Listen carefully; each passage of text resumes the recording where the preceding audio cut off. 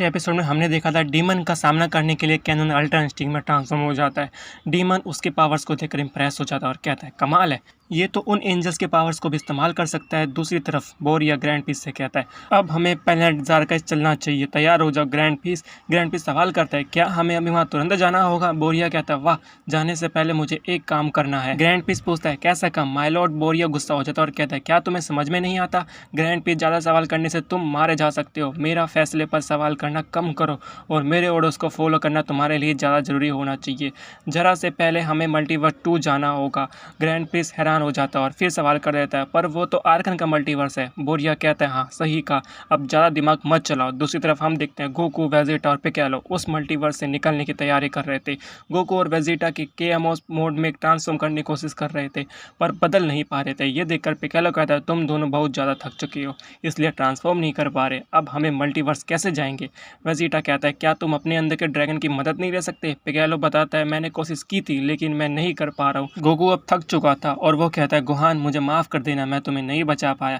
इस पर पिकालो कहता है हमें उसे जिंदा करना होगा गोकू। फिर हम देखते हैं गोकू इंस्टेंट ट्रांसमिशन का इस्तेमाल करने की कोशिश करता है। गोकू एक पावरफुल एनर्जी को सेंस कर पाता है और कहता है मुझे मिल गया।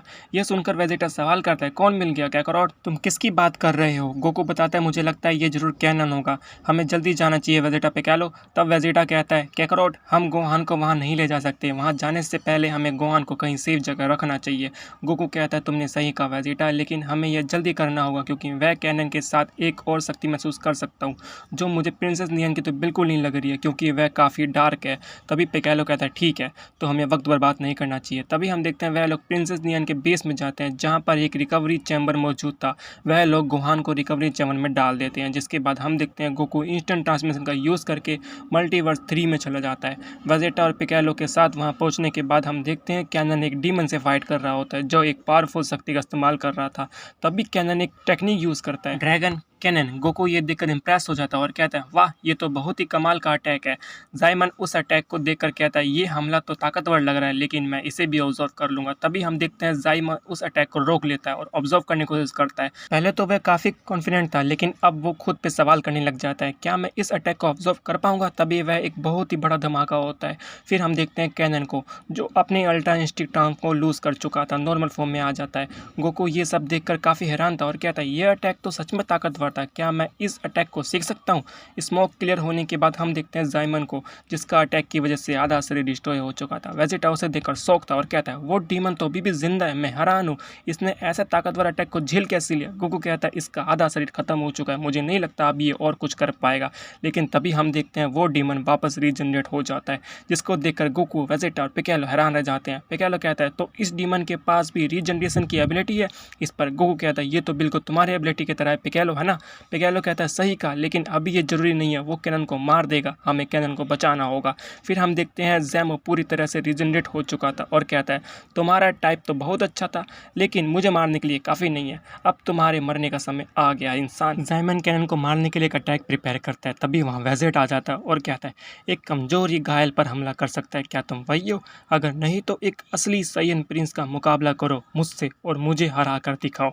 गोकू ये देखता है और कहता है वेजिटा तुमने कैनन को बचा लिया पर उस डीमन से लड़ना मैं चाह रहा था, खैर तुम भी उस डीमन को मार सकते हो, इसमें कोई शक नहीं है। वेजिटा गुस्सा हो जाता है और कहता है क्या तुम मेरी बेइज्जती कर रहे हो कैकरॉट तुम। जाइमन कहता है तो अब तुम एक साइयन प्रिंस हो, तुम्हें अपने साइयन होने पर घमंड है लेकिन मुझे ये साइयन रेस जरा भी ताकतवर नहीं लगता और तुम तो मुझे पहले ही इंसान से ज़्यादा ताकतवर नहीं लग रहे।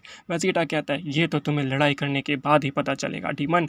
गोकू के साथ पिछली लड़ाई की वजह से वेजिटा अपना इंस्टिंक्ट फॉर्म को अच्छे से मास्टर करके एक लेवल और ऊपर पहुंच चुका था।